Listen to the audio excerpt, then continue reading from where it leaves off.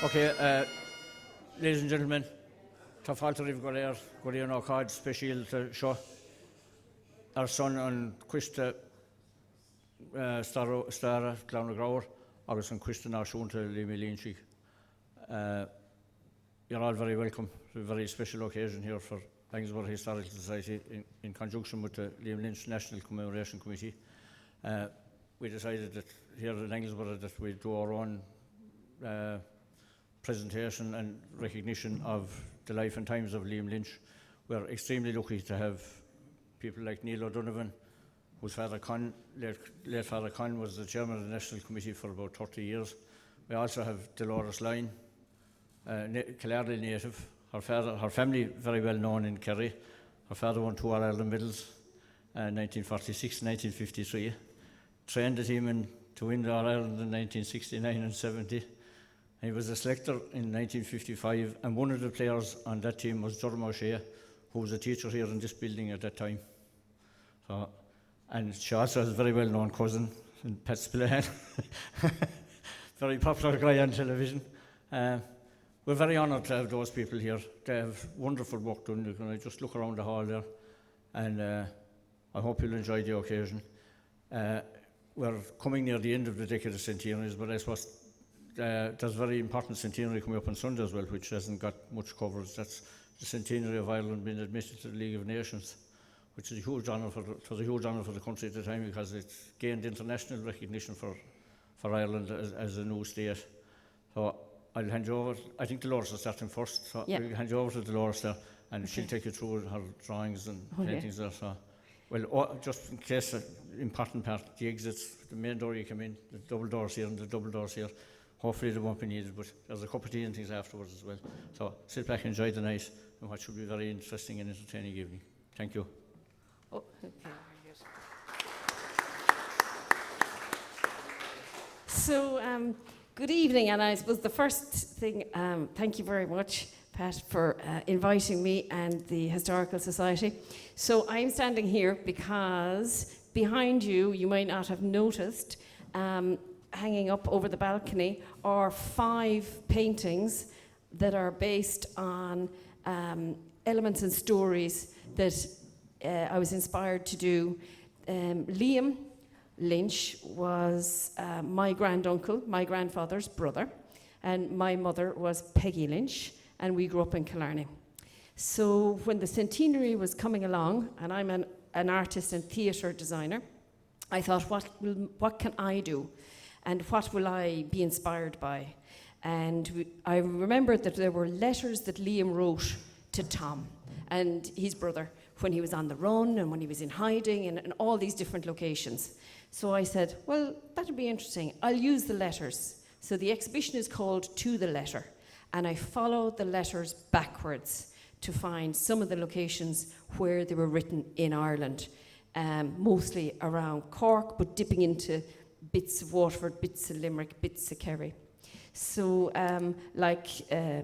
this picture up here is a wall, and in the middle of it is just a little stone. And what we know is that wall is in a place called Larran Cross, which is where they do dancing, and it's outside Mallow. And what we know that is a dispatch box. Because when you take out that stone, you can fit, when I saw this, I put my hand in, it went up to my wrist, then I put my hand in further up to my elbow, and then I leant down and put my entire arm into the wall, which I thought is about the length now of a rifle, and then I put the little rock back in. These are the kind of places that letters and important information would have been left. So if a house was searched, there'd be nothing in the house. But somebody might know it's in a secret place, it's in a wall, we know where it is. The picture next to it here is the old Lynch family home, which is only up the road there. So sadly, in 1935, there was an accident with a candle that had been left on in that house. And so the thatched bit went on fire, and that bit was destroyed, but the outhouses were saved by all the neighbours who came in with buckets and quenched that. At the time, Liam's sister was there, Mrs. Mullins, but Liam's mother and my grandfather had moved, we think around that time, to either a house across the way and also on to Knockaday. Basically, the items that we have now weren't in that thatched house, which is why we have them, because if they were in there, we wouldn't have them. Then next to it here is a letter that he's writing to Tom, and he's saying he's on his way to Limerick and arrived safe. Next to that are Liam's glasses, and that's a painting of the actual glasses that we have, and we know that they were the glasses that Liam was wearing the day that he was shot on the Knockmilldown Mountains. The very last picture here at the end is a bicycle, and that is a real dispatch bicycle. Just as we get our information today, the postman brings our information 100 years later on a bicycle. These bicycles were used, and this one was used by Liam's division in a place called Clandelan outside Fermoy. And this actual bike was brought in to Fermoy and put on display with a wider selection of artworks here. And in that letter, Liam is talking about getting his bike delivered onto Glanworth. He wanted it delivered to the railway station when there was one, and then from the railway station to have it collected and brought down to the cooperative stores. And when I had this exhibition in Fermoy, a family called O'Sullivan's, they came to visit the exhibition, and they said, we live next to where the railway station was. Their grandfather used to do jobs for Liam Lynch, and they said it's very likely he's the man who picked up the bike from the station and brought it down to the co-op stores, knowing it was to be left there for Liam. So through the exhibition, people came along with their own stories. I'll just, oh yeah, will I bring, do you want to this up to the front? Oh no, you don't. I was just going to show you this one here, actually. Because, you know, when I was working on this project, I was talking with the help of, I might get you to hold that for a second. Sorry, sister. I was talking to all the cousins and relations. I was saying, everyone who has anything, you please help. So I came across a tiny little scrap of a newspaper, and it was from the Evening Herald, and it was the 10th of the 5th, 35. So that's May. But in April 1935, a monument was unveiled up the Knockmilldown Mountains.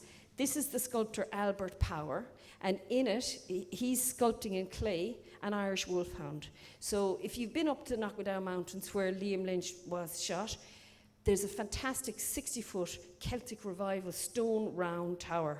And at the base of that, there was 4 plinths, and north, south, east, west, and on top of those were the 4 Irish wolfhounds. Now, they were cast in plaster, but they didn't actually have enough money at the time to cast them in bronze. So they said, look, for the opening in 1935, we'll cast the 4 Irish wolfhounds and we'll give them a finish that looks like bronze, which was fine for the photographs. Approximately, 10,000 people came. It was unveiled by Moss Toomey, isn't it? Who was on the run at the time. But so they eventually dissolved and they disappeared as the weather and the rain would get through. You know, like the religious statues you have that are made of plaster. If you left them outside, once the paint goes, the rain gets into the plaster and they just start falling apart. So many years later, they commissioned a new sculptor called, I think, Pauline O'Connell, and she did 4 new bronze Irish wolfhounds. So they did, in the end of the day, cast the 4 Irish wolfhounds, which are, you can drive up and see that monument today. And then, as I said, a month later, after having the opening of the monument and having great celebrations with that in April, in May, they lost the house. So that was Liam's sister, Margaret Mullins, who was living in the house when that happened. But as I said, several items were not in the house, in that particular house. But, so that's the story with that. Anyway, and if people have any more questions, there's other work. I might show one actual piece. I'm going to get rid of this. And then I'll be sharing, moving on to... this is just one important letter that I just wanted to show you. Yeah. So I don't know if you can see that. Again, thanks to my relations and my cousins for sharing their all archives, and it's just like a jigsaw when you get one little piece and you get another little piece. We came across this letter, and I said, what's that tiny little light as a feather little letter? And it's from military headquarters in Mitchelstown, and it's dated the 12th of the 4th, 23. So that is 2 days after Liam has been shot. And it's addressed to Mrs. Lynch, Anglesborough, and it says, I have been instructed by the GOC to inform you that you are at liberty to remove the body of Liam Lynch for burial. Signed, James Green, OFC, Mitchelstown. So that would have been delivered by hand to Mary Lynch out the road there. That wouldn't have been put in the post. As a military man said to me, that would have been delivered to her door and it would have been put in her hand, because that's a pretty important letter, because it's connected to actually claiming your son's body. So it's brief, it's to the point, and it would have been delivered to her as she lived up the road there. So anyway, that's just a sample of some of the work, and I'm going to pass you on to Neil, who's got a really fantastic presentation to do here. So thanks very much.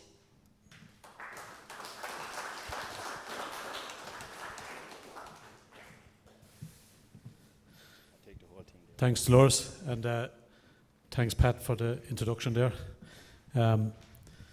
I can't believe Pat didn't mention I played in the South Tip County Final there, junior, and we lost anyway. That's my claim to fame in football, I'm afraid.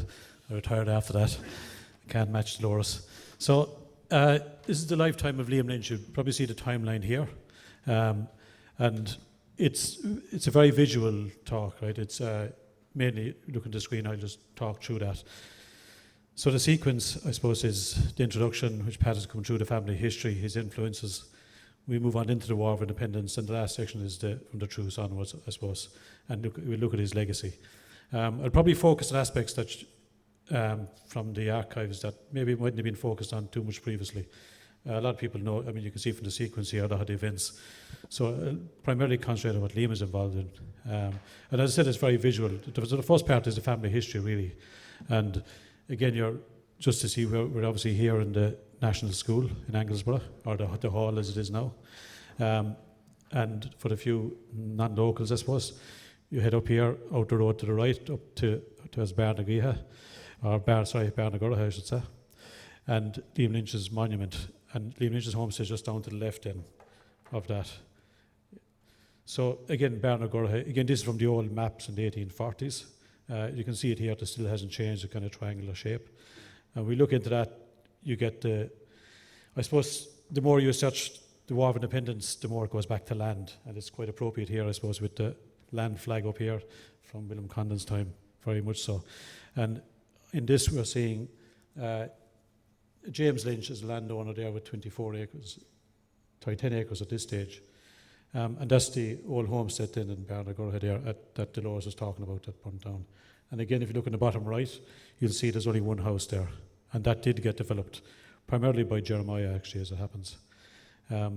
So again, these records, it's hard enough to read, but if you look at the print, so the years, so that Griffith valuation, this is just for everyone, really, not just Lynch. You can trace his family, any property in any part of Ireland. Them records went right up to modern day, and they're available in Dublin. So again, it's just to give you a flavour of the Lynch, because they do tell you that history, a family history. At the very top, you see James, as we've seen. Now it's 36 acres in 1863. And you'll see the crossing off as we move down here. Actually, I'll put a marker there and just hit the laser pen. Sorry, that should come through there now in a second. So you'll see where I am pointing out. You'll see crosses coming through the writing. And what this is saying is James Lynch is crossed off, and it transfers to his wife Joanna in 1880. And the next one then, Joanna is crossed off and transfers to Jeremiah Lynch, 1882. Now the records are generally a year behind. They come in once a year. So what this probably tells you is that James died the year before, and this is transferring over to his wife, and then it's going from Joanna over to his son Jeremiah. And this Jeremiah is Liam Lynch's father, so he got the farm, you'd imagine 1881. And again, it moves on.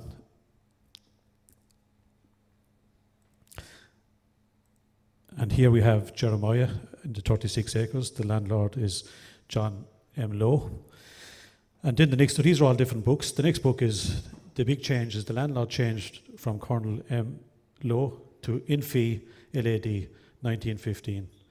And when you look at this book, this is all of Anglesborough. So basically that's when the Land League took effect, that they all became landowners, probably about 1914, I'd imagine. And that's right through all of Anglesborough Parish. So that's the big change. So they've achieved what they wanted to achieve through the Land League. Now that would take another night in the hall to go through all that, and there's a rich history of that. So again, even though it's a bit of writing and a bit of inputs, it's a lot of history. Again, we move on here. We see Jeremiah Lynch transferring to Mary Lynch in 1918. And again, Jeremiah died in 1917. So it's generally the year after. Mary Lynch then transfers to John Lynch, or Jack Lynch, 1927. And John then transfers to James Lynch. And we'll see why probably later on here. And the last entry related to Lynch really is that James transfers to Patrick Mullins in 1934. But again, he passed away the year before. And that's I suppose, the connection with that Barna Gurha in the Lynch family. Now, the one thing I should say is Seamus here is recording it, and this will be up online. So you're looking at that there straining to see the detail. When it's online, this is perfect. He'll edit all this. You won't see me, but you'll see all this and me talking through this. So he'll kill me, but in about 2 weeks' time, this will be up online, and you'll see the detail if you really want to see it. So we look at the people that influenced Liam Lynch, I suppose. His father, Jeremiah, here. And again, he's born in Barnagar in 1845. He marries a Mary Kelly from Ballyduff in Ballylanders, and they get married in Ballylanders. And this is all his children here. So they had John, Jeremiah, Margaret, Martin, James, Willem, and Thomas. And we'll go through these in a bit of detail after. He was a farmer all his life, and he died at 1914 at the age of 69. And he was a farmer, as I said, and he's buried in the old Brighound there. As you walk up, you kind of can't miss it. Kind of a tomb on the right, and this is on the very top of it here. And again, just to notice, quite unusual for the time that he had passed away. So again, he was quite an influence on Liam, really. And again, it probably goes back, I suppose, to this flag here, really, and the Fenians. And he himself rode to Kilmallock on stolen horses with his brother John, the Fenian rising to Kilmallock, and cousin Willem Condon, who is well known around here. So again, he was involved in the National Land League when it was formed here, the branch in Anglesborough. Again, in 1898, he attends O'Neill Crowley movement. So there's a general consensus here. And in the papers there at the very bottom, he contributes to the General Election Fund for the Defence of Ireland, for the United Irish League, along with J. English and W. Kwan. The one thing of note, I suppose, is that from the 1901 to 1910 census, he's the one that actually develops the farm from, for example, a stable, cow shed, a piggery, to 2 cow sheds, 2 piggeries, a barn and a shed. So that was when the significant development came in the farm. And the last one's quite sad, really. He travelled to London in 1904 to the inquest of his son, Jeremiah. So again, even though he died quite young in Liam's life, he would have been an influence, I'd imagine, absolutely. His wife, Mary Lynch, Dindy Kelly, as we said. Again, she was in the home place all her life, and she died at 82 years of age as well, 1937. So again, she's a serious influence on Liam's life as well. And there's a few pictures of Mary here, memorial cards, and all the families here, primarily the Mullins, and Jack here himself with his sister Margaret, and Mary as well, and the Mullins kids, and Mary Lynch Highland. So again, from the letters even, you can see that she was a serious influence on Liam. And again, she was involved in the Ballylanders Land League. Now, around time she got married, actually, because they were only there for about 2 years. Now, they were active before and after. So she was I think it's the secretary, or the joint secretary of the Ballylanders Ladies Land League. And again, you'll see from all the family, they sheltered Donal Hannigan, an Anglesborough man, after 1916 rising. So again, she was very much involved in that. And now we go to their children. The first is John, or Jack as he's more commonly known, and he always signed his name in Sean, as it happens. Again, the oldest, born in 1884. He married Bridget Kelly in 1925 in Ballylanders. And again, these are all the children here. Peggy Lyon and Asila had relations here from this branch especially. So Peggy married Lyon and lived in Killarney. Elizabeth married Dunphy and lived in Manchester and Ireland after. Bridget O'Callaghan, married in Knockaday then, Mary O'Connor then, and in Fermoy. And again, Jack lived all his life in Barnagorha and then Knockaday. I think in 1937 he moved there. And again, he was a farmer all his life, very, very active, again, as you'll see. And he died in 1966. So here again we see a few pictures of John, his memorial card. And again, as we were saying, Mary O'Connor, Peggy Lyon, Bridget O'Callaghan and Elizabeth Dunphy. And as I said, all the relatives here tonight are from these really. The one thing about John himself, he was in the Galtee Battalion and Anglesborough Volunteers, so he did serve himself as well. And again, this is a bit of detail here, I won't go through it all, but he joined at the Conception here in 1914 in Anglesborough, and he was the section commander. Again, 1916, they sheltered Donald Hannigan for 2 months. He collected arms around the place during the conscription crisis. He carried dispatches during the Knocklong escape and the Wesdale ambush. And the Bellanders attack, he was on outpost duty, which meant he was probably maybe a mile away from it to watch out. And likewise in Glencoran ambush, he was armed with a rifle on this one and fired in the military laboratory. He was right above the cliff, as it happens, he describes. He shot at the lorry, but then when it reversed, he couldn't see it anymore. So he was quite active in that. With the East Limerick Flying Column, he did a lot of scouting, escorting, driving, and dispatch carrier. 10 times he was involved in sniping between the War of Independence. And again, he was involved in the Sinn Féin courts in Kilbenny, Anglesborough and Ballylanders, and that continued right through. In fact, he said he had the books, and this goes into the Civil War period. Right up here at Massey Lodge, he was in the camp for 2 weeks, the training camp, during the truce. And again, he's clerk of the Sinn Féin court for Kilbenny, Anglesborough and Ballylanders, Galway, and this seemed to take up quite a lot of his time. And again, this is the Sinn Féin. They want to show that they can run the country, not just fight. We want to say we can take over from the British. That's what that was about. And that was quite an important part of it. Again, they took the anti-treaty side. And at times, his home acted as headquarters, as a dispatch centre. So again, obviously his mother was very involved in all that. He had a lucky escape in the 10th of November 1922, when there was in Galway barracks. There were 200 Free State troops. But he was left with his knee badly injured on barbed wire. He got away, but he got caught in the barbed wire, and eventually it gave way under heavy machine gun fire. He wasn't hit, but it did affect him for the rest of his life. The following February in the 10th, he was arrested while carrying dispatches, and now this time he was sent to Limerick jail. And when Liam Lynch died, he requested to go to the funeral along with his brother. And on that very day, the 10th of April 1923, they handcuffed him and transferred him to Newbridge camp as far away as possible. So again, he wasn't at the funeral. Terrible times, really. He was released on the 4th of October 1923 without signing the pledge. And again, this is on his statement. He's very clearly, absolutely states that. A lot of the artefacts from Christy O'Callaghan here and I think Bernadette. So again, it's common, but in fairness, he was quite prolific in jail with the craft. And these are all still in the extended Lynch family with Christy. And again, they're quite a sight to behold. And again, the bottom right is his prison book from the camp. So, and again, this is made out of bone. And on the writing here, picture of Liam Lynch in the middle here. And it says, when Emmett's epitaph can be written, Ireland will write yours to Liam, Eamon de Valera, April the 10th, 1923. So again, there was quite a lot of prison craft made in honour of Liam as well. So then the next brother then move on is Jeremiah Lynch. And Jeremiah, born 1885, he moved to London, worked as a clerk, very active there by all accounts in the GA, and he was captain of the Hibernian junior hurling team, and the Cumann na Gaelhead then, which is kind of, I suppose, the precursor to Sinn Féin there. So he was working as an insurance clerk. Unfortunately, at the age of 19, on a hot summer's day, he went up to Highgate, London, and he drowned in an accident. That's a picture of him here. So he's buried in London, North London there, in Finchley. And again, the papers goes into quite detailed, the drowning. And his father went over for the inquest, and he was saying he had a heart condition one time. And but they tried to save him. They found him within a few minutes. And again, quite a detailed account.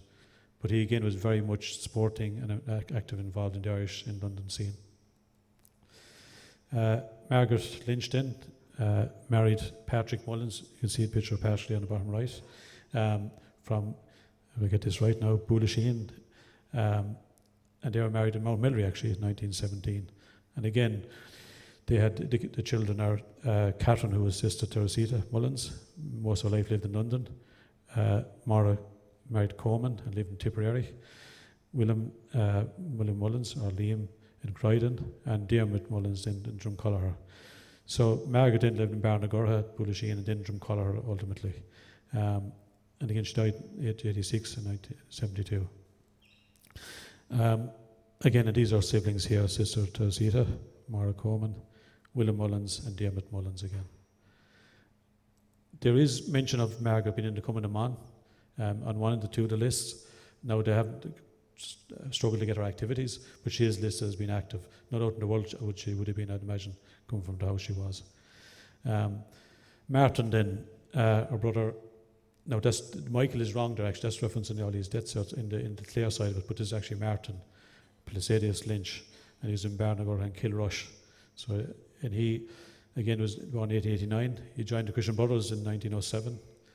He was there for 47 years, and you can see he was in quite a lot of places: Barnagar, Kilrush, Carlow, Clonmel, Oma, in Scotley, Westland Row, Nina, and back to Kilrush, 1946. And he was a teacher in the Christian Brothers. And again, he died at age 75. So he's quite prominent in all the commemorations. You see him here at the grave itself and up at the monument. And again, this is one Christy Simeon from Clan Lynchigan in Scotland, who involved in the GA as well. That was named the Cup, as it happens. They won the first Wexford title, I think, at the time, for 2 years. That was a minor team. So again, he was very active, involved. And James then, in Barnagorha, with no picture of James, actually just a memorial card, again born 1891. He was a farmer, really. He died quite young at 42 in St. Vincent Hospital, Dublin, after an operation in 1933. Now, he did, as we said earlier, he initially bought the farm in Knockaday, and then came back and lived here in Barnagorha, in the farm here, and only handed over it into Margaret Petty Mullins when he passed away. And again, he was quite a bit in the papers, as you can see, when he passed away, because again, he had been in hunger strikes. So again, he was active, the same as James, and this is the list of him in prison, interned Limerick Jail, Curragh Camp in 1923 and Mountjoy, and he partook in the hunger strike. And again, this is Civil War records here, so here he's listed as a volunteer in the Ireland and the Anglesborough company records. John and James listed both, but he's listed quite a lot in the interment records. Father Thomas Lynch then, or Dean Thomas Lynch in Barnagorha in Australia. So he was probably the closest, I suppose, as Dear Lois mentioned different letters to Liam itself. So he was born in 1896. He was ordained in 1922 in Thurles. And again, he primarily, I suppose, he lived in Barnagorha and Thurles, but in Australia in 1922. And he went to the Goldblum Diocese in New South Wales. And Wheatley, Young, West Wyong, and Bega. And when you look these up on a map, these are fairly remote, I can assure you. They're about the size of Limerick, the parish. So he had a big area, but again, very well regarded. And he came home twice for 12 months at a time, 1933 and 1949. But as you can see here, he didn't. When he went back, he died a year after, actually, age 54, not long after coming back from Ireland. But he was the parish priest. And again, you see the picture of Tom Lissom here out in Australia. And again, the papers are quite prominent when he passed away at the funeral, the leading up to it. And this is his grave here again in Kinmore. So the one thing, as we mentioned, I suppose, Dolores, the letters to and from Liam, primarily from Liam. There's 28 in total. They range from 1917, 1920, 21 to 22. And again, the first one is here, it's top left. He's at Company of Barry's in Fermoy. And the last one, then his Field General Headquarters, 1922 in September. But again, it's like Dolores' scenes there. Some is Lambert, Lumberstown, Oakland Heron, the Flying Squadron, Cork, Dublin, the General Headquarters, and it is they're probably a great resource for what I do and what other people do. So that's all his brothers and sisters. So then we're left to the people influenced, Hannah Cleary, or Hannah Condon really, Cleary just across the road here. There was a blacksmith. And again, she was very much influential on Liam really. Now she was his godmother, and she married David Cleary, as I said, just across here, and they had 3 kids there as a family there. And again, from a farming background, I suppose, really. But she was very influential on Liam, and he listened to her a lot. He obviously called her and heard the stories of the land, I'd imagine, from her father, William Condon, and all that aspect of it, and that very much influenced him. And again, she was in the Coming on. Now, she was a president here in Anglesborough, and this is all online, by the way. I've only extracted bits of this. But again, she's to the fore, really. In 1914, she forms the Anglesborough Coming on. She carries dispatches, funds, organises the fesh, the washing, the clothing, provisions for prisoners, and he actually attends the flying column. In Post Knocklong, she says she hits J.J. O'Brien and J. Lynch and Anglesborough dugouts. That can't be too far from here, so wherever that is. And then they continued on. And at the Baylands attack, she collected the intelligence, and at Glencoran, she was actually there with a first aid kit, and she helped 3 volunteers escape again, and they billeted here in the house in Anglesborough. And they were Clossie, Maloney and O'Donnell. So they came here after not long, and then she moved them on again. She attended the Massey Lodge training camp and also the Galtee training camp, even though that was in the Tip South area. But she attended to all those. And she wrote Liam Lynch in 1922 into what to do about the Civil War. And he wrote back, and that letter is still there, and she's telling her to hold on and to take command of the area. And again, she nursed volunteers through the Civil War. And she mentions that the Sinn Féin court was held in Anglesborough Hall, or the club, I believe, just down here again beside our house. And she was raided quite a lot, and they got damaged, but she actually never sought compensation for both the hall and the house. And the last one to influence is Bridie Keys from Kilshanny, and Mitchelstown, and ultimately Dublin, and back to Mitchelstown as it happens. So Bridie was born in 1887 in Kilshanny, just outside Mitchelstown. Our parents were John Keys from Kilshanny and Honora Ryan from Brigown. Our brothers and sisters here, Kate, Mary, Robert, Honora, Annie, John, and Ellen. And she will go into probably life a bit later on, but she was engaged to Liam, but never got married. I suppose they agreed to wait until after the wars had settled, and they settled down, they could get married and things. But she worked her life as a clerk. She never married. She worked as a clerk in the Irish Hospital Sweepstakes in Dublin. And she died in 1970 in Kilshanny, and she again is buried in the old Brigown. That's our grave here, and our name is not on it, but just as you go up past the Lynches, up to the left, there's Noonan's in there as well. And this is the house here. That's the old house. That's as you go to Mitchelstown, out to Clonmel Road or the Bellepreen Road. And not most people know it actually, you see it here, but this roundabout is known as Keys Roundabout. Our house would have been here. There's a house there now at the moment, a new house, but that was Keys Cross. So this roundabout is now Keys Roundabout after. Our brother John Robert was quite a well-known footballer. So again, they're quite well-known locally. So again, we get on to Liam Lynch, born the 20th of November. And so Liam, he went to the school. This is the school here. Pat tells me this wall here was the old school, about where the projector was there, not full length of it. And like all schools at the time, 2 rooms, house about 130, I'd imagine. Hard to think it now, but that was the way. We were not far off in one of those schools, as happens, not the modern ones. So Liam came to school in 1887 at 4.5 years of age, and he spent more or less 12 years in school in October 1909. And again, in writing the books, his teacher Patrick Kiley, he says Liam was of a mild and gentle disposition, attentive to his studies and above average intelligence. And this is a common thread throughout Liam's life, that he's very mild and gentle man. So even at a young age, that was the case. So then, after school, Liam goes to work, which is common at the time, straight away, 1910. He first goes to P. O'Neill here in Mitchelstown.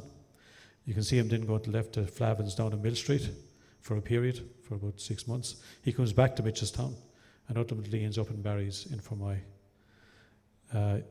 So he moved to P. O'Neill here, and this is just in Baldwin Street. As you go into the lights just up to the right is P. O'Neill's. There's a hardware store in Baldwin Street.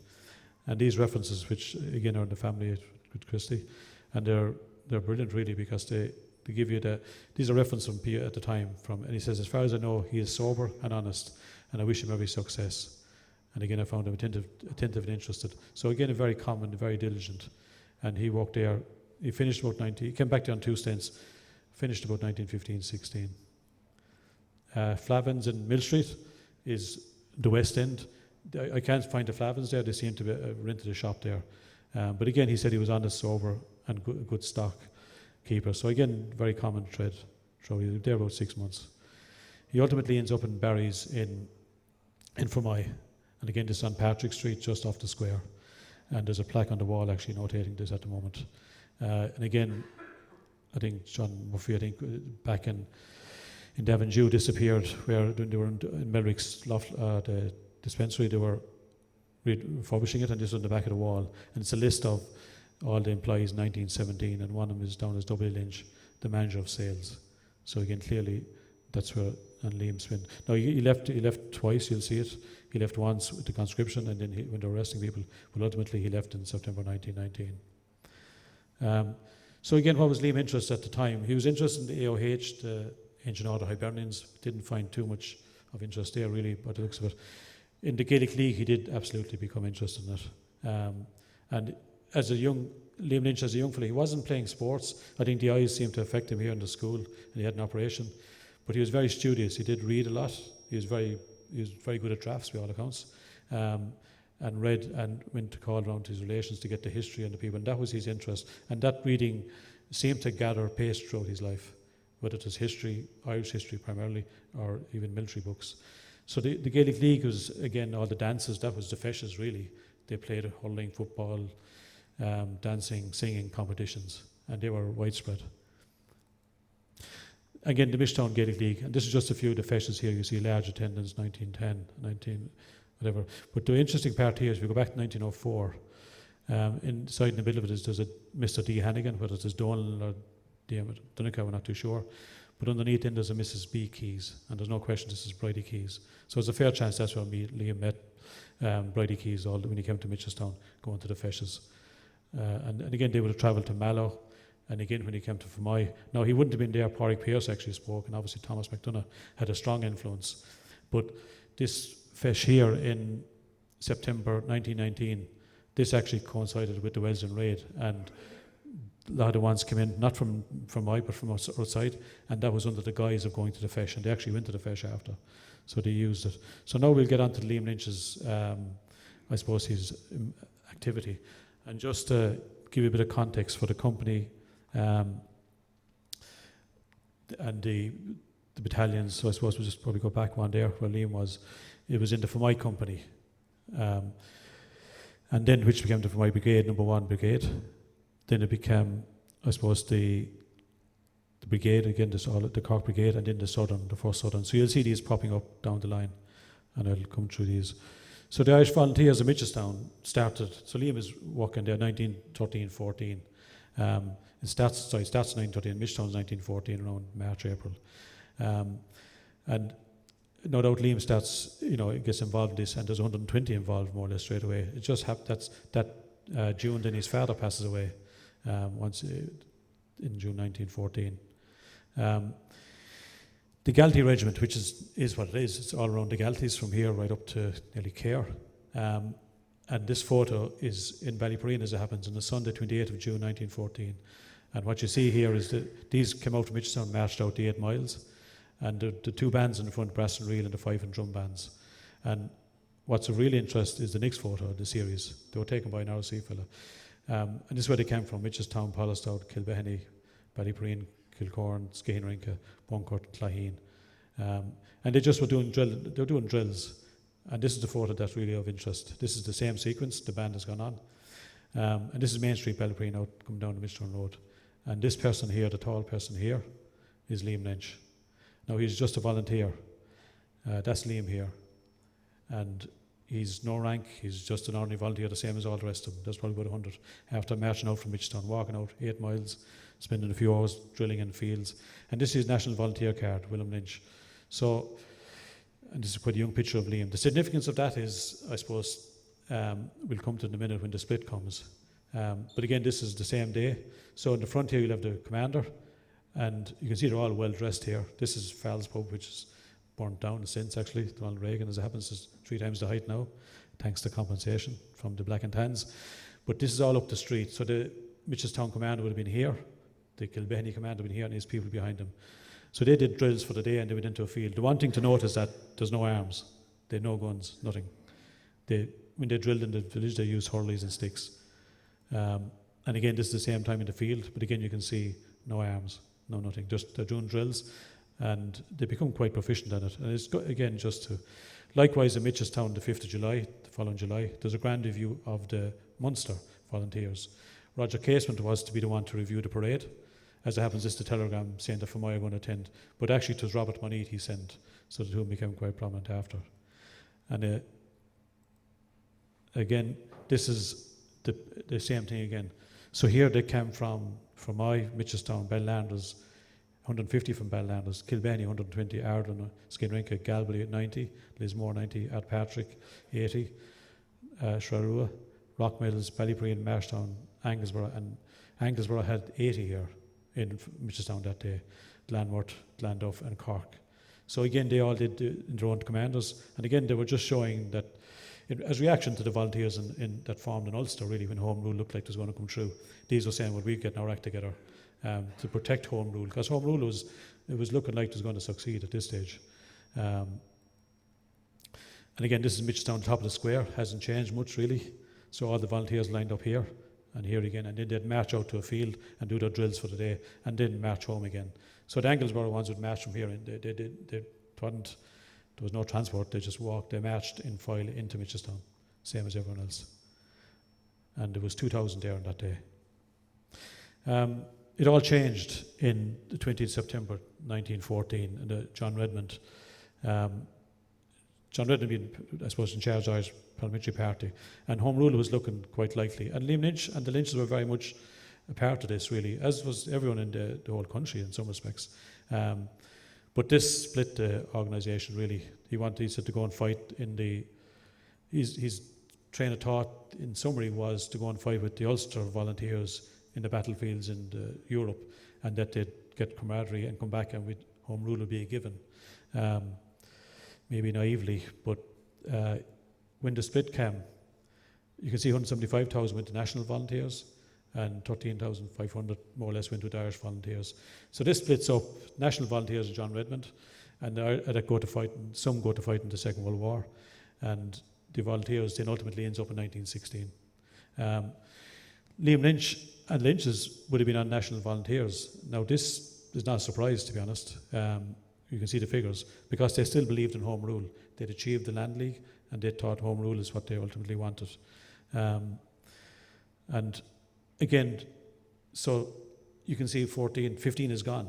They disbanded more or less in some respects, because they were disheartened, I suppose. So you nearly have to go on to 1916, and as I was saying, the ones on the right here, the more militant ones, 1916 comes about with, as you see, Thomas McDonough here, with local connection, obviously, and Fermoy there, where he taught. The Kents of Bernard, again, well documented. Mary leading the sons, giving him the rifles and ammunition. And the Kent brothers, they're led by their mother Mary, resisting the arrest, basically, on the 2nd of May during the Easter Rising time period. And in fact, if there's any one significant event, this is what changed Liam Lynch's life completely. Because he witnesses this scene we're looking at. Will Thomas with no shoes and William coming over, and Mary at the back on the horse, under arrest. And so Liam witnesses this because people think he was working in Fermoy down the yard. He wasn't. He was actually up at the square. There's a green plaque there. So he was looking more or less right across at this. And as William Butley Yates mentioned, it all changed utterly. A terrible beauty is born. And Liam Lynch, no more than anyone else, his letters to Tom take it quite a turn from this, to say he's dedicated his life more or less to this. And straight away, more or less, he was eager to get information on what happened. And so he'd been on the political side. And I think this is a common thread in his life as well. He loses the faith in the political time after time. And as it happens, he met Donald O'Hannigan from Anglesborough, an Anglesborough volunteer who'd been on the run.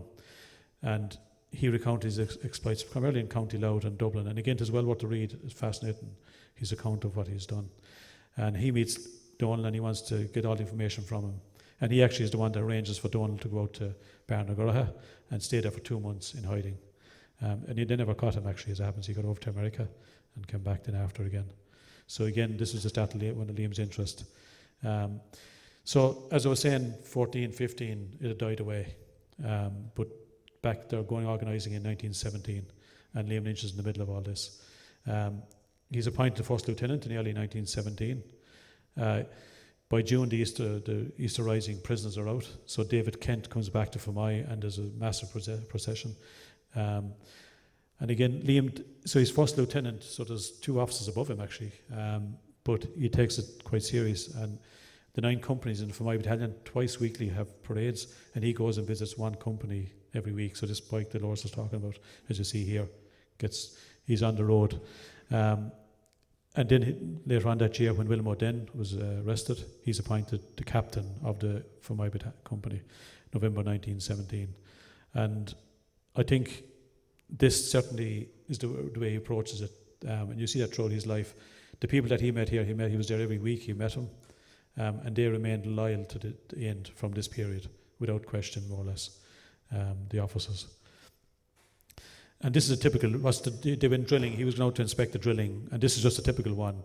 As it happens in Ireland, there's 500 present, they play camogie football, and on the speakers is Dennis Hannigan, Donica Hannigan, as it happens, Richard Davis from 1916, volunteer, David Kent from Bernard, William Dinn and Mulvey local. And they drilled, John O'Brien, 200 drilled from Fermoy. So Liam Lynch is no note at this, but he's not so much prominent yet. And again, this is the RIC report.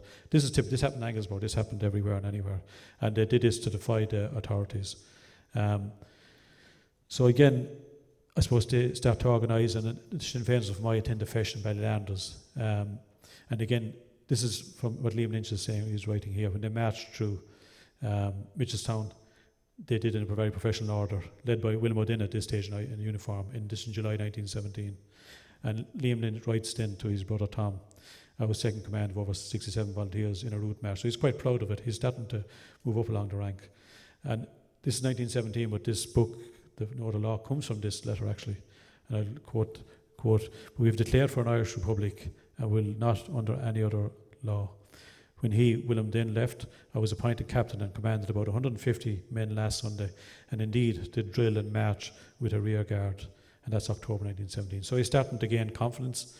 The quiet person at school that everyone remembered as gentle and sober is certainly, is taking it quite serious. And again, he says he marched to Ballyhooly to open a Sinn Féin club. And again, they talk about walking through Mitchelstown after in uniform, and that's how he says, which is even we can do that even without being molested. But that didn't last long. Here are the records. So these are the RIC records, which you're seeing here on the bottom left. And this is William Dinn. He led the volunteer drilling, resulting in being listed as a ringleader. So that's what's top here. These are all the ringleaders. I know Tyg Barry is there actually as well, and John Moylan underneath. So the people have become prominent years later. But this is the first you see of Liam Lynch in the RIC records. So again, this is the records that are there are quite. The RIC were brilliant at keeping records. You have to give them that, very detailed. And this is again in December 1917, and I'll read it across here. It's William Lynch. He's not Liam yet. They know him as William Lynch Fermoy, drilling 9th of December 1917 at Straw Hall in Fermoy. And at the very end here it says Lynch marched 40 men to a field where he and 3 named in the company drilled column 2 them in sections. So they took each a section each and drilled them. And the RIC are reporting this back, and it's constant, you see. And again, the one thing you notice here is that for drilling, this is all of Ireland, and there's 65 cases in the southern, and there's 16 in the rest of the country. So you can see Cork and Tipperary, I suppose, and Kerry, and again, Limerick being to the fore of it. And that continued on, really. De Valera comes from my 1917, and this is the commemoration of the Kents. And this is the first time Liam Lynch meets him. And Liam Lynch wore the volunteer uniform that day in Fermoy. And it's commonly believed he didn't wear too much after that, because he felt that, obviously, if you can see in the records, they were tracking him at this stage. And he didn't wear it after that. He wanted, he thinking a bit more than the other volunteers and saying he didn't want them to track him. He wants to go about his thing. And again, here the records again is continuing to drill Lynch and Liam Lynch and Lark Condon drill 42 men for 3/4 an hour, extended order drill. And here he mentioned that they're now doing it in the open, whereas before they would have been going up the fields, no one see him. Now they're doing it beside the hall here. They're doing it in full view of the authorities. Again, making a statement. So this is very different. 1917, after 1916-17, they're building the confidence. Thomas McCurtain again. So these are all very early events. He's meeting De Valera 1917, 1918. He's meeting Thomas McCurtain. Comes to Liam Lynch about the conscription crisis, and they all signed the anti-conscription pledge. The volunteers in Sinn Féin in April 1918. The British arrest 73 leaders as part of the German plot in Moria in 1918, and that's the first time Liam Lynch leaves the employment in Barry's. Is the fear that he's going to be arrested, with probably just cause. And he was right, because you can see the records they were starting to record about him. World War I ends with, as does the conscription crisis then at that stage, but by that time 29,000 Irish people had died in the war by November 1918. And Liam goes back to work. Now at this stage, it's very hard to get records on this, but late 1918 he joins the RIB Circle in Fermoy. And again, that's the Irish Republican Brotherhood. I'm not too sure. I know generally around Fermoy, it's Donnacha Hannigan actually that brings the people into it. He's the one that swears them in. But again, the records are scant on that. But Liam does. So the first thing they try, they're getting, I suppose I said more confident, the Castletown train raid. And I won't go into too much detail, but that was the first time they organised. And even though it had the success, it didn't come about through bad information. They actually did, all the leaders, Lark Condon, John Fanning, all they went. And what they did everything they should have done. So even though it didn't work out, it gave them confidence. Moving on then, we get to the general election, the politics, in December 1918.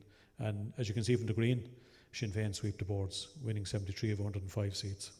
Here in this district with Richard Hayes, he was the TE for Limerick East, and Thomas Hunter then for the Cork North East. So that, in effect, in their minds, gave them the mandate. So from here on, I'll use the timeline, but take you to the key events with Liam Lynch. So working from left. So again, they're starting to form. So Liam is with the battalion, and they start to form the brigade. So he's number 2. And in, I suppose, January 1919, Thomas McCurtain becomes number 2. And then, I think the following day, or the 5th, day before, apologies, wrong. It was Michael Collins appointed Thomas McCurtain, apologies, in number 3 on the 5th of January. And then Thomas McCurtain appointed Liam Lynch the following day as number 2 brigade. And just for the record, really, that was the last time Michael Collins was in Munster in the War of Independence. He hadn't come back to Munster until the truce. So from 1919, really at that stage. I suppose it all starts up then with the start of the War of Independence in January in Solihull Beg and the Mansion House, and we'll look at that. And again, Narrated Barracks is not long after, instigated by Liam Lynch, I suppose, really, in Conlady and Narrated in March. They raid, and again we have Knock Long. So we'll just go into a bit of detail on a few of them. So I'll only focus on the one. So again, Solihull Beg, this is the start of it, and the first stall in January 1919. The Ireland Barracks raid. This was the first barracks raid in all of Ireland in the RIC. And Conlady, when Liam Lynch was working in Barry's, went in and asked him, believe it or not, he actually asked him in 1918. So the war could have started in from, I suppose, our Ireland Civil War, but Liam Lynch said, no, we have to wait. He wanted to get sanction. He did give him the sanction then. And himself and George Power came out and walked the whole area around to see what they had planned.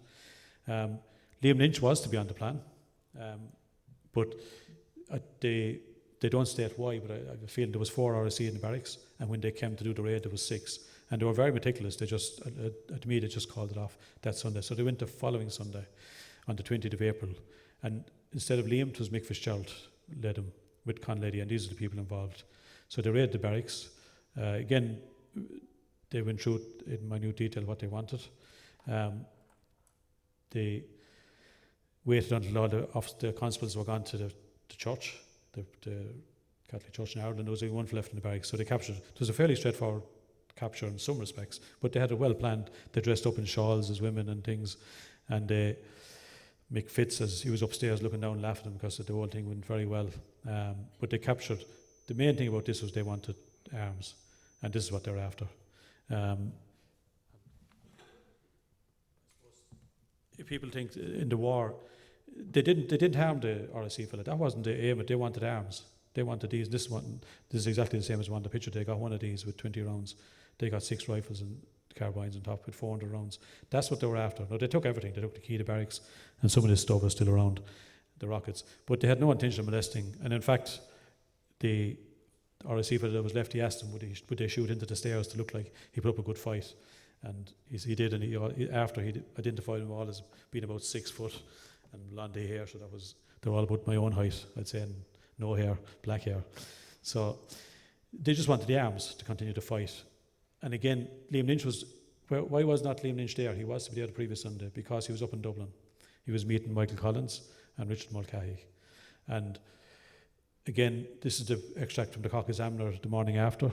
Cork Police barricaded, and this is the detail of it. And they were ecstatic because there was no violence, it was just like a textbook plan. That's what they wanted. Because bear in mind, Solihull Beg had started it, but it took a while for that to turn. There was a bit of criticism, and now it's very different these days to celebrate there a couple of years ago very well with the commemoration. But there was a bit of heat there, and this is what, a lot of planning went into this. And again, it made the national press. So Liam Lynch was up, he'd now moved up to the ranks as brigade and to see what had to be done. And again, this RSC report, of course, is widely exaggerated. They said there was 6 or 7 of them there. They said there was about 27, as they do, raided it. And then, so that first barracks, and again, Liam Lynch mentions it in some of the dispatches to the lads, that it wasn't the biggest barracks. It was a small barracks, but the confidence it gave him to go and do it was a success. Right, let's take it to the next level. And they said you could see it in the volunteers when they met up the following for the weekly parades again. And they arrested no one because of it. The information was quite strong there. So they did great.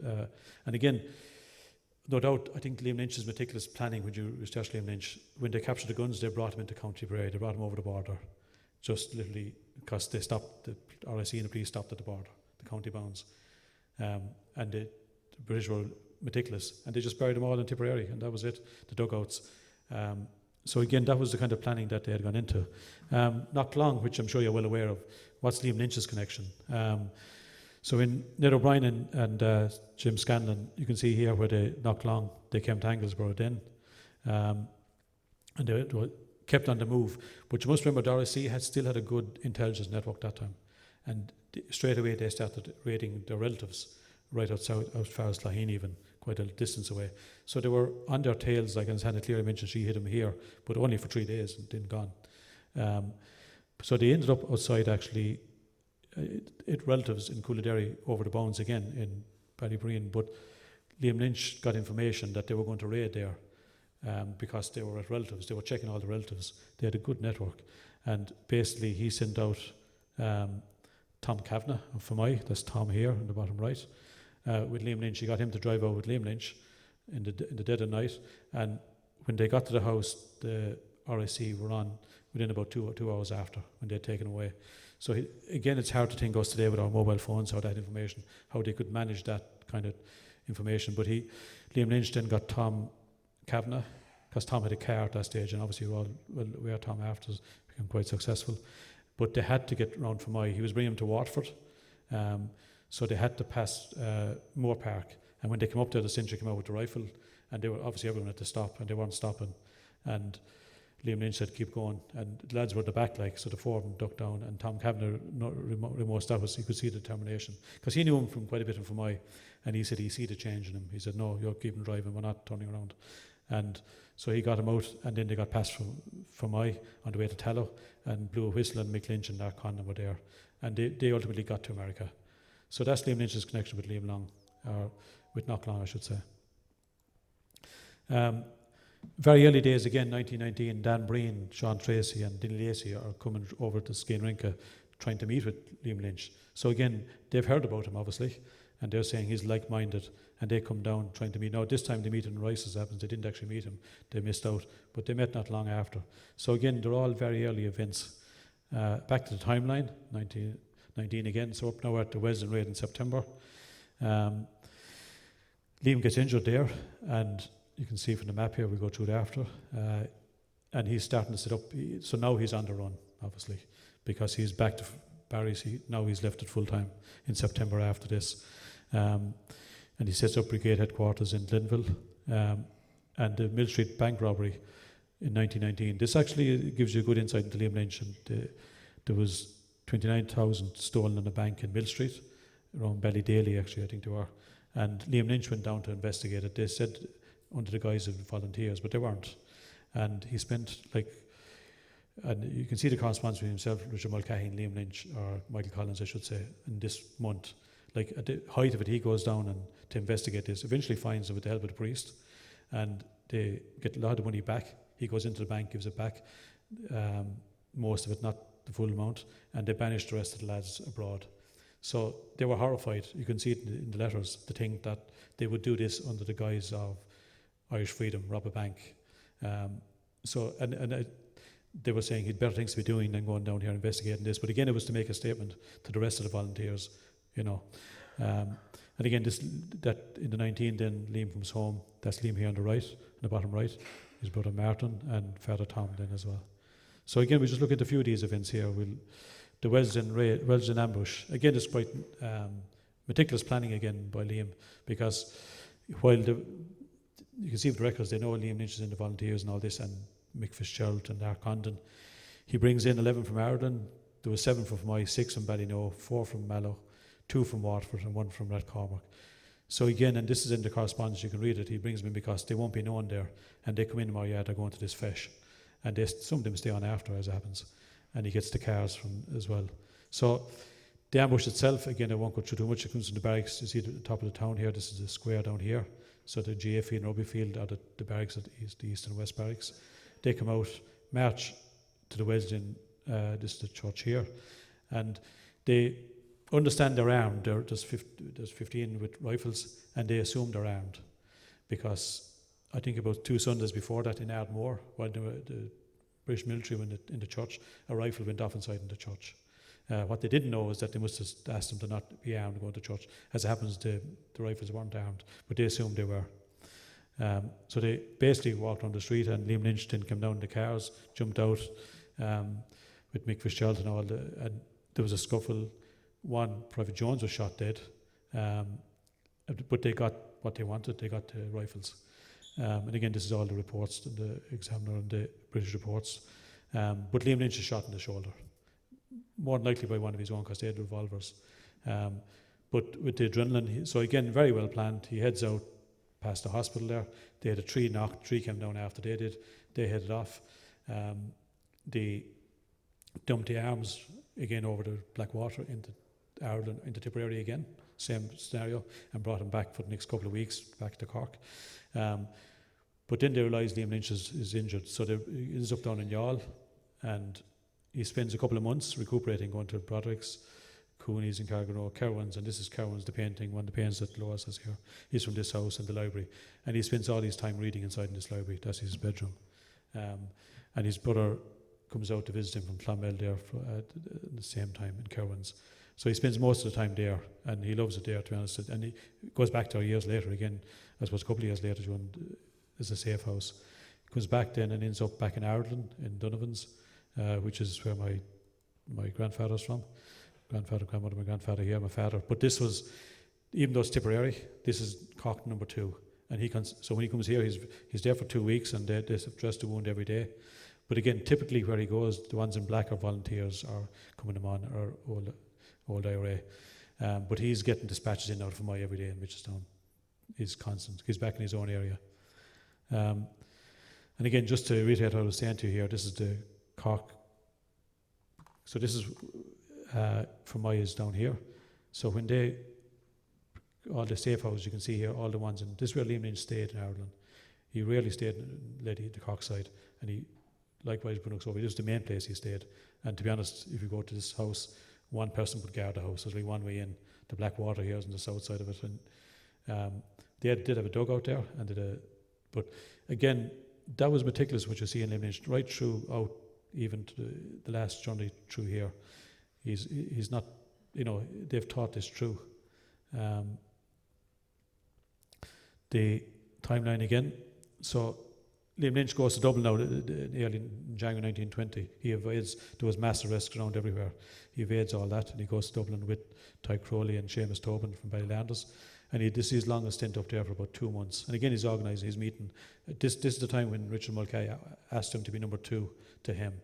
So that would have changed his life completely, because he'd been based in Dublin. But he basically refused, said he wanted to go back and fight with the lads down in this part of the country. They burn all the barracks that April, because the RSE now they're getting scared in the rural areas. They're going into the likes of Mitchtown, Fermoy, Ballylanders, the bigger areas. Thomas McCurtain is murdered in 1920 as well. The next action Liam is involved in really is the capture of General Lucas again. So they're all kind of first, really. Arden Barracks the first. Wellsden Raid was the first person shot since 1916, military person. And now again they're capturing the daring raid, as they say, and Fermoy is attacked. Thanks. So this is all the barracks that was attacked, and primarily, as you see, Cork features high in that, and Limerick as well, in Munster. This is around this time they start flying with planes out from Fermoy over. They fly over all these areas and report back every day. General Lucas captured in. Again, I won't go into too much detail, as well documented, but this is the people involved. Larry Conn and Sean Moylan, again high officers. He did bring in other people from outside again, so they wouldn't be known. The one thing, the handcuffs here, which they captured in Ireland Barracks, they had him that day, and he wouldn't put him on an officer. He said, no, he's an officer. No, they went on the officer after the skirmish when the car crashed, but that would have been very different if he had done. And again, this gained widespread press. Dramatic coup, commanding officer kidnapped, and even down in Australia here, it made front page newspapers all around the world. And again, that's well documented. So back to the timeline. Again, he meets up with Bridie Keys in the height of the War of Independence. And now there's ambushes starting in Kildallery, led by Thomas Barry. Mick Fitzgerald is arrested. Liam Lynch is arrested as well, as it happens, when he visits Cork. And they gave him the wrong name. They didn't realise who he was, and they released him with quite a few others. They didn't realise who they had, actually. They were when they arrested Terence McSweeney, that seemed to satisfy him, and they let the other ones go about 10 days later, including Liam Lynch. And that's the last time Liam Lynch met Mick Lynch, because they were about to start the hunger strike. And down the bottom here again, the first flying column had obviously been started in this area by Donegal Hannigan, but Cork number 2 came soon after with Liam Lynch, and Ernie O'Malley trained them all up here, and they're all the people involved. And that's the very early days. And again, this is the flying column. It didn't take them long to get into action with the Mallow Barracks.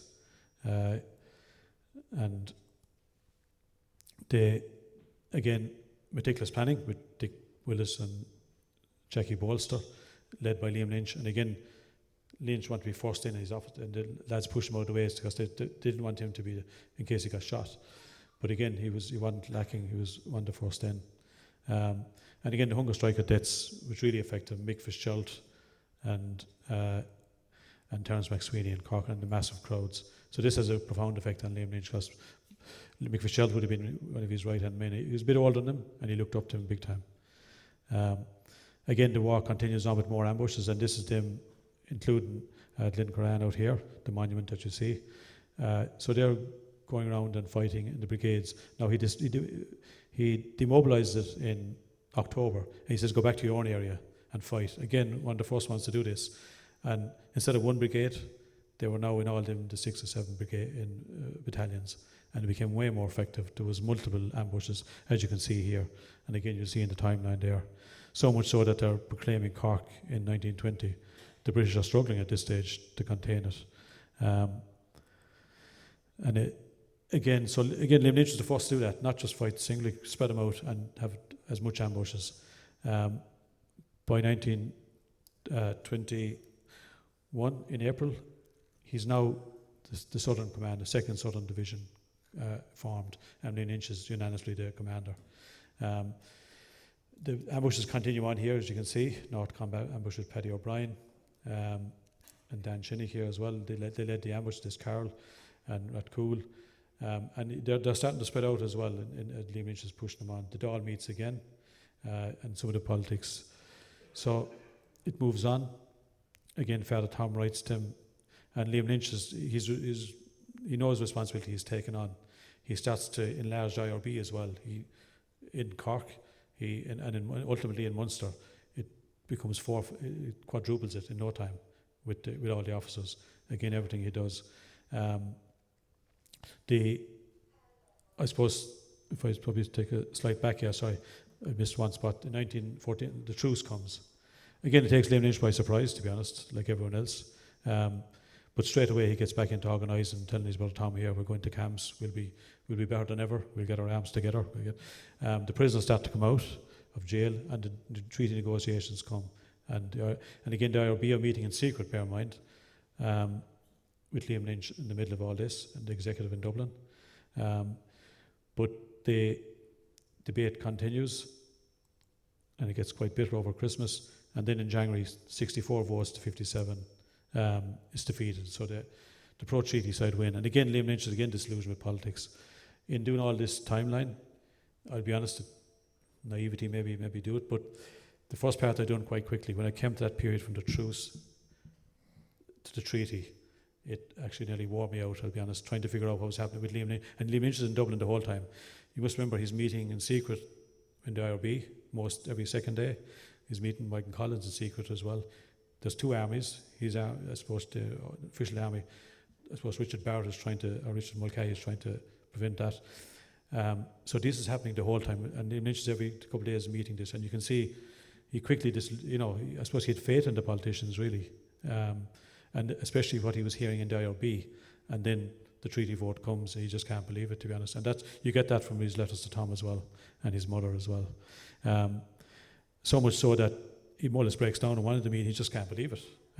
Now, he does everything to stop. So his thing was to keep the army together. That's it. If we keep the army together, we'll be fighting the British again.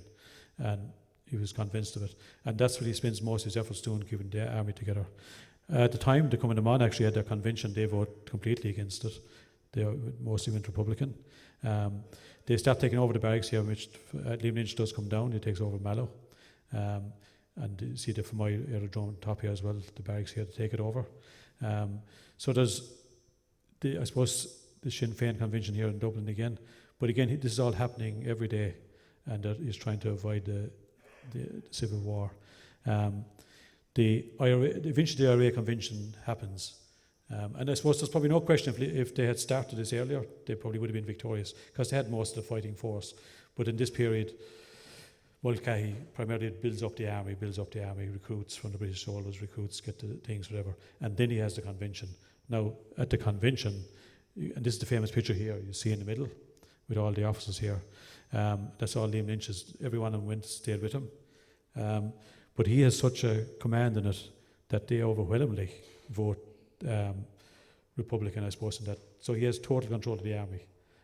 But then, I suppose they delayed again, Collins and Mulcahy, and set up the alternative, the Free State Army. Liam Lynch is going to the Four Courts then, so the most militant of this group. Liam Lynch is seen as quite a moderate at this stage, bear in mind, because he's doing everything to try and avoid this. They go to, the most militant ones go to the Four Courts. Again, as Liam mentioned, the pro-anti treaty meeting them. And they take over the Four Courts in the hope that, and their simple intention is that the British will attack them from Phoenix Park. And Churchill and Lloyd George give the order to the commandant in the Phoenix Park to go and attack the Four Courts. And in the archives you can see the letters over. They bring Griffith over to London, chastise him, and ultimately Michael Collins goes over and they say, if you don't sort this, we will. But it's just how fickle history is. If they had attacked it, that's what they wanted. They wanted to fight the British again. But they stopped at the last minute and said, no, we'll arm you, and you go and bomb them. And hence the Four Courts, as you can see in the bottom right. Liam Lynch is in there until I think about 4 o'clock the night before, writing letters, and he's staying across the road in Clarence Hotel, convinced this thing. We know they were just waiting for the British to attack, basically, and head down south again. He does go down south, they arrest him, but again leave him off because they believe he's the one person that can, I suppose, they were wrong, that he would, he had again lost faith in the politics, 100%, and he was heading back down south to rally the troops, basically, and they left him off at that stage. and the four courts, again, we all know what happened there. So Liam comes to the south. He sets up headquarters first in Mallow, Limerick, and Clonmel, and different places. And you can see primarily the Munster.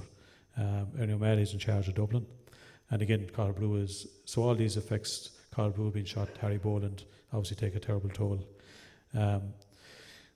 Again, they leave, I suppose, from my barracks 1922 there, and they go back to the guerrilla tactics. And in some respects, Liam Lynch is quite happy with that.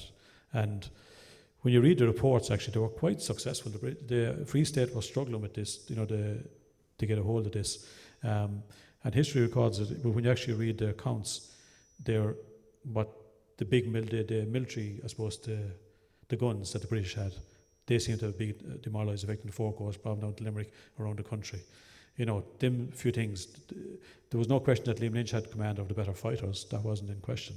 But their successes were a bit sporadic and getting more sporadic, I suppose. They were starting to arrest, like James and John had been arrested in 22 as well. So that was quite common. The jails were filling up. In obviously Arthur Griffith and Michael Collins did in quite quick succession, really, in August 1922. At this stage, there had been 468 attacks by Republican forces on the Free State Army in 26 counties. Cork with 77, Dublin 68, Tipperary 57, and Kerry with 50. So you can see it was quite, they were, as I was saying earlier, they were having some successes, but then they started to dwindle away. Liam Lynch goes back to Barnagora to visit his mother, 20 September 1922, for the last time. And I suppose the darkest part of Liam Lynch's letters then start to begin when they start to shooting the Republican prisoners in the jails. And you can see in these letters, you can't comprehend this. And Owen O'Duffy in the newspapers, they're quite bitter. He just says, like, this is not war, and that he struggles with that, how that they could even attempt to do that. The one part, I suppose, just to the scouts for Liam Lynch, by foot or by donkey and cart, the bike, car, he rarely travelled by car, mainly in horseback, but generally by foot. So again, that's where the volunteers here would have been involved in the scouting before and after. And again, he was very meticulous in that. And he gave out to his officers travelling by car. As I was mentioning here, O'Malley is captured. Again, these are Ernest and Childers is captured and executed. I suppose they issued general orders then at the Pro Treaty and this is one of the things to execute anyone that voted for it. And this is when Liam Lynch gets criticised quite a lot. But then when you read back, leading up to that, with Duffy primarily, as I said, he was writing, why are you doing this? Like, just stop it. They have to be tried. They're prisoners. You can't just shoot prisoners without trial. And he just struggles with that. And again, especially the four courts, when they execute them, none of them tried either as well. But then it's getting, I suppose, quite desperate at this stage. And now they're having success with Tom Barry and Bill Quirk up in, again, they're pushing back at Callan up in Kilkenny and Carrick-on-Shore. They're starting, and this keeps them going. A big loss is Liam Deasy being captured there at the other side of the Galties, because he would have been his number two, really. And then Liam, I suppose you start to see the priest here, they start to see peace moves. But before that, you had Ballyseedy, Countess Bridge, Knocknagoshel, and these, again, were hammer blows, horrendous, really terrible acts. So there's talk of peace in the south with Tom Barry and a few men. Liam leaves in March 1923 on St. Patrick's Day to head down to Cork to see what really is the story, because he's been away for a long time. And again, I'll just skip past this. So he goes down to Cork, down to Kerry border there, and again, some of the lowest pitches, that's that area. And he meets him, and they're trying to talk peace. So eventually, under pressure, he agrees to meet in Ballybacon or in Knockmill Downs, and he travels back then. And he travelled this is his route here in the book, but he travels back to Ireland the same route the whole time. And the officers he had then, here at Kathmandu, all the ones in the North Dublin, they meet in Kathmandu, and he stays in Ireland, and then they go to Ballybacon. That's why they keep doing the same routes, again, meticulous. And he leaves the hands in Ballingeary, heads up. So again, this is the route, as we said before. This is the route he's meeting, and he says he'll be back in 3 days with some good news. And I suppose the one funny anecdote out of this is the house at Brunnocks here, on the right. This is where, in the book, Todd Andrews recalls where they had come from Dublin, travelled for 12 days, basically, and the people were great to them, mainly by foot, a lot of it, but they had bread, water, eggs was the odd time. And when they walked into Brunnocks, and there was hanging finches of bacon hanging up. And the Republicans had captured it from John Keynes and Cappoquin and distributed it all amongst the Republican houses. And Bridget, their mother, I suppose the Brunnocks grandmother, could see him, and the eyes fell out of Lynch and Todd Andrews, and of course they cooked up the bacon. And Todd Andrews writes quite a bit about this, that you can just, it was like heaven, getting a bit of proper food. So again, he continues on, and he mentions about this country, I suppose, into the Galties in Todd Andrews' book. He says, Liam was in his own country. The mere fact of being amongst his own people was a stimulant to him. And that was February 1923. This is the executive meeting, all the people here on the bottom, every one of them that were at it. And again, if you've seen the movie The Dying Days, as well documented there, in fairness.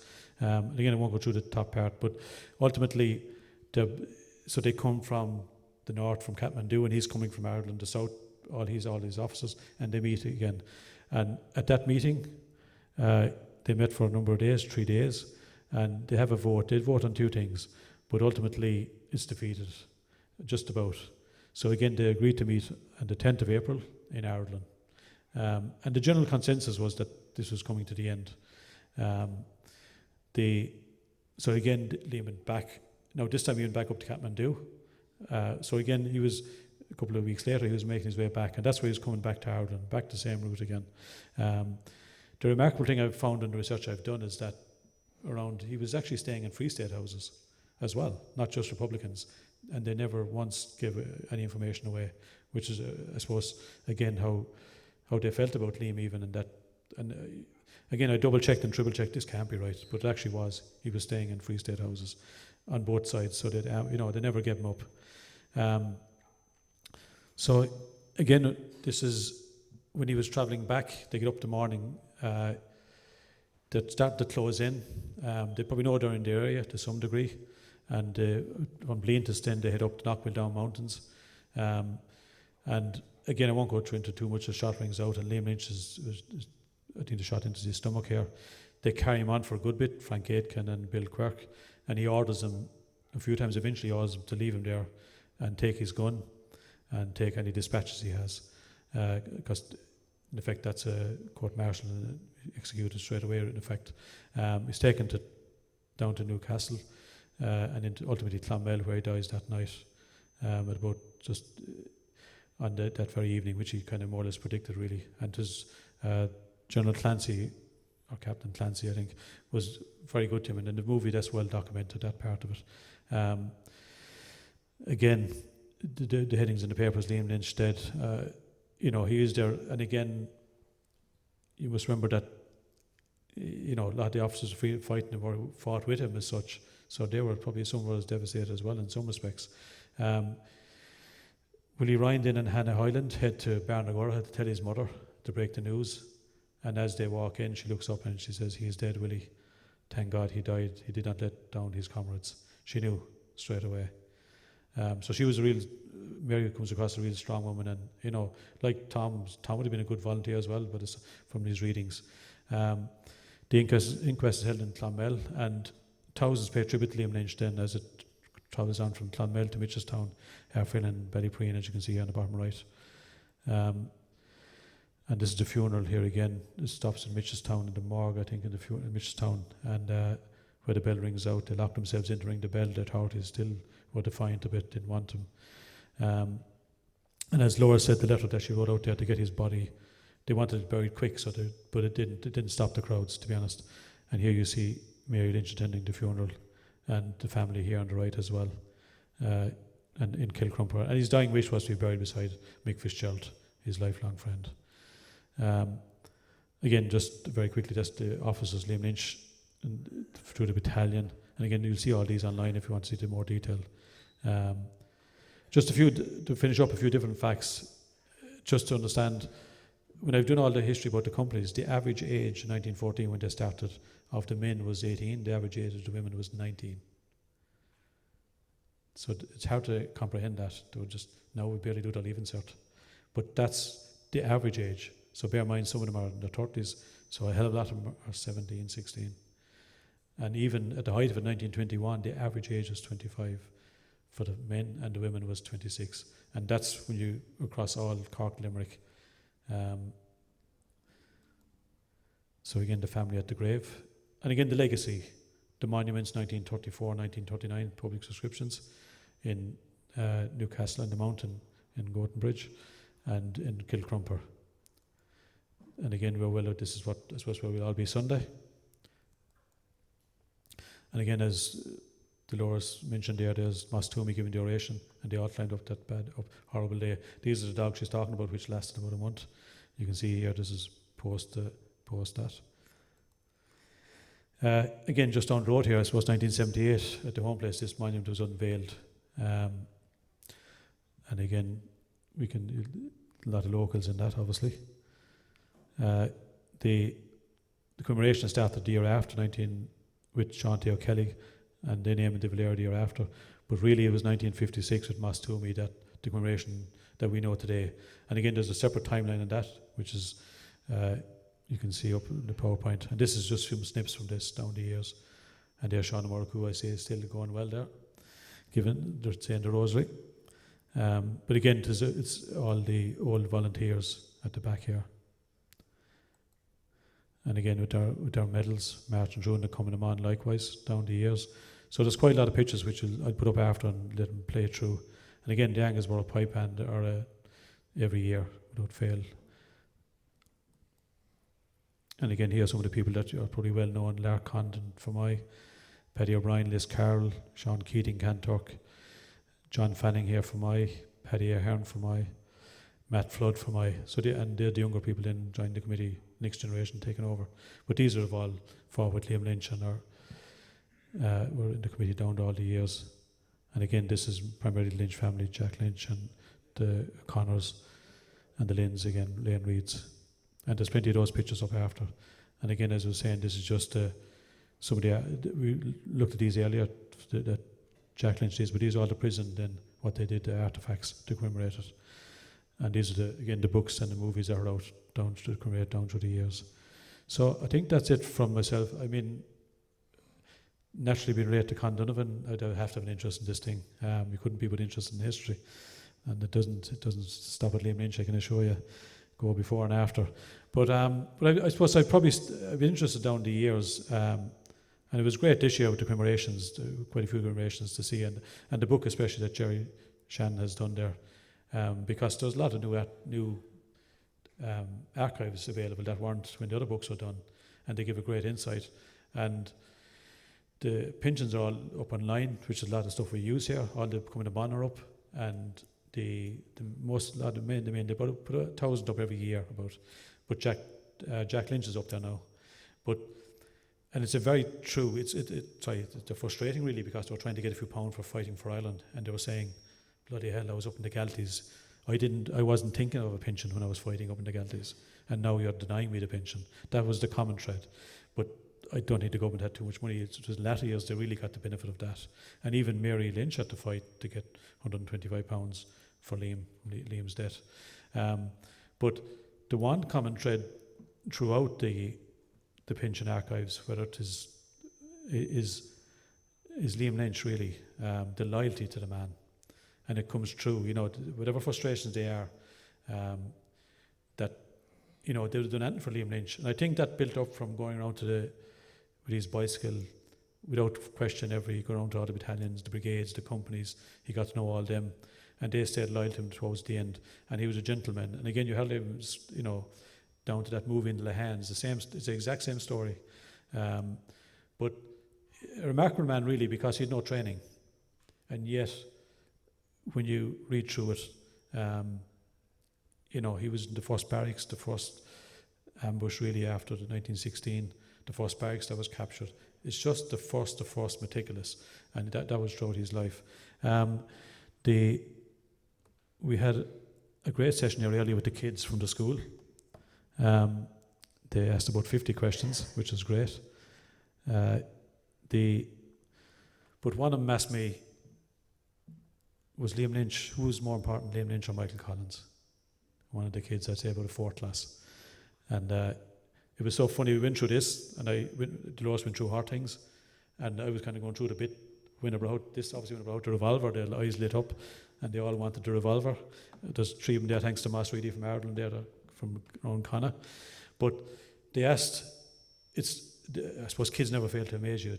I thought they weren't even listening, and you knew they were from the questions. They were asking, real great questions. But she asked me who was the more important, and it was how do you explain to a kid who's like in this. But in some respects, they're equally important.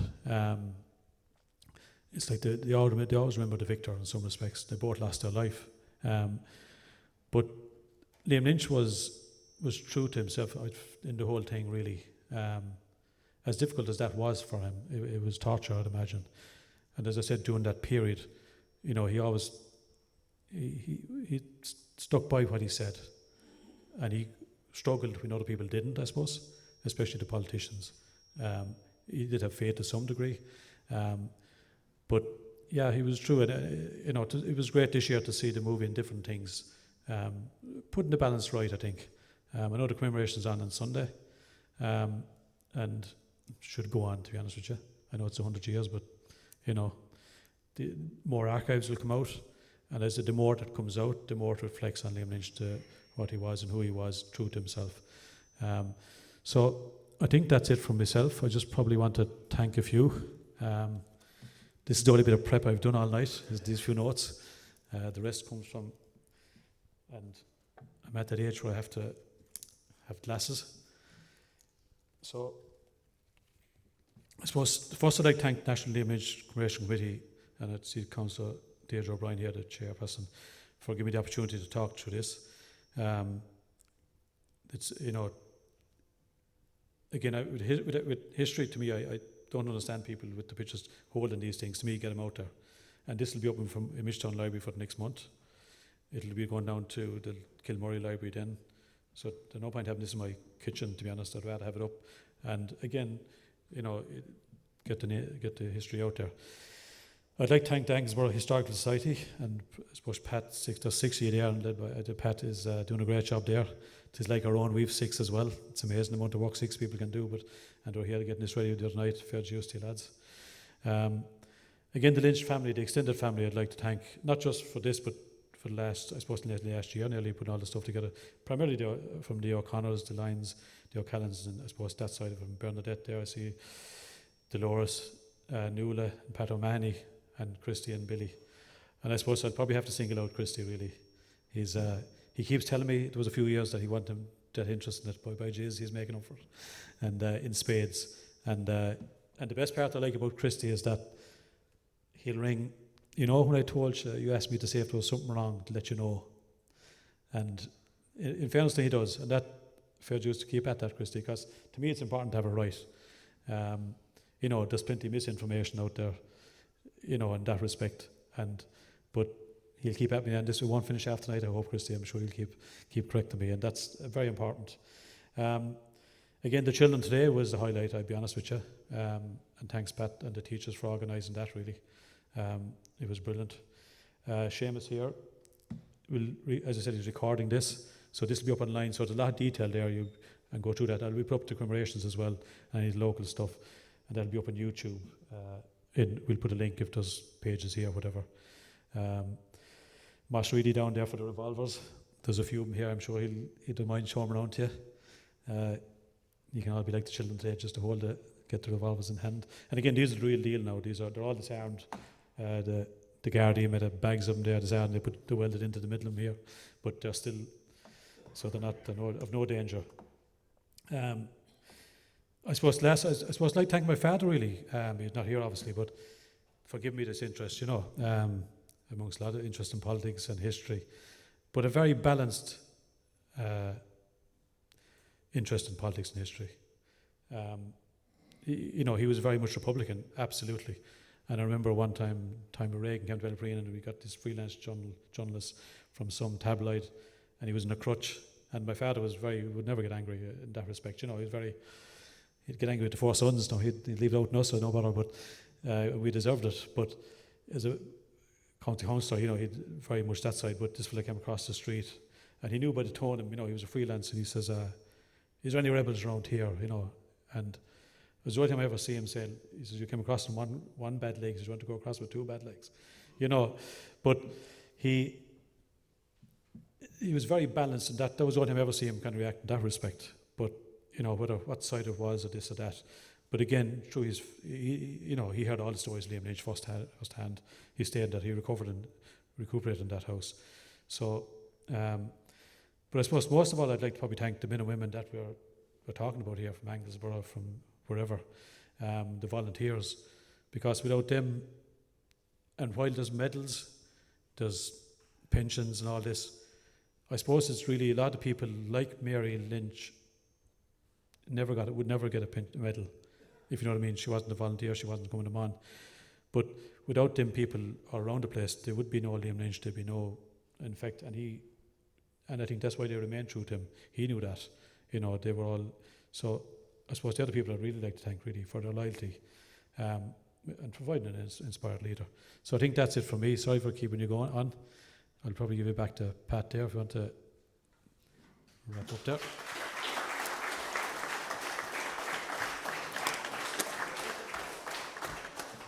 A huge thank you there to Neil for that wonderful presentation, and to Dolores as well there for her earlier presentation. There's just two people there that I just want to mention there that Neil mentioned. One was a very young man saying the rosary there, Sean Morrico. He's here with us tonight as well, and he'll be saying the rosary again next Sunday. Another man that I was just welcome here tonight, Paddy O'Brien from this car was mentioned there often enough. He was one of Liam Lynch's right-hand men. His son Paddy is here with us tonight, so Paddy and Sean, you're very welcome. As he said there, the commemorations on Sunday in Kilcrumper, Bertie Ahern will be giving the oration. And just to finish off the evening, we have a cup of tea and sandwich there, and we've Mr. Tom Curtis here to entertain us with some music and song there for a while. So thank you all again, and hope you all enjoy the evening.